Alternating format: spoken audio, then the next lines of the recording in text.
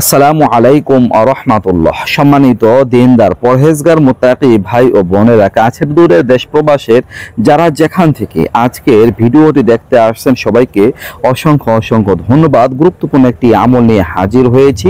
যারা ছাত্র ছাত্রী আছেন, এই আমলটা তাদের জন্য অত্যন্ত কার্যকরী। যারা পরীক্ষার্থী আছেন, তারা যদি পরীক্ষার সময় এই আমলটা করতে পারেন তাহলে পরীক্ষা ভালো হবে, পরীক্ষা সুন্দর হবে এবং রেজাল্ট অসাধারণ ভালো করতে পারবেন।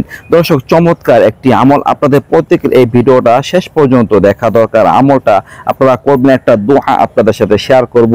এই দোয়াটা যদি দৈনিক 5 বার করে পড়তে পারেন তাহলে ইনশাআল্লাহ পরীক্ষায় ভালো রেজাল্ট করতে পারবেন। তো বন্ধুরা, দোয়াটা কি? যখনই আপনাদের পরীক্ষা শুরু হবে, পরীক্ষা চলাকালীন অবস্থায়, তো আপনারা 5 ওয়াক্ত নামাজের পর এই দোয়াটা একবার করে পাঠ করবেন। একবার করে মোনাজাত এই দোয়াটা পাঠ করবেন। রব্বি ইয়াসসির ওয়ালা তুআসসির ওয়া তাম্মিম বিল খায়র।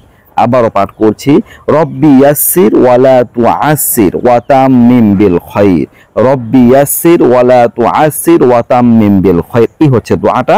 আপনারা নামাজ শেষে একবার করে এই দোয়াটা পাঠ করবেন, ইনশাআল্লাহ পড়ে যাবে রেজাল্ট দেওয়ার আগ পর্যন্ত। যদি এই কাজটা করতে পারেন, ছোট্ট দোয়াটা পাঠ করতে পারেন, আল্লাহ তাআলা আপনার রেজাল্ট ভালো করে দেবেন ইনশাআল্লাহ। আপনার অসাধারণ রেজাল্ট হবে।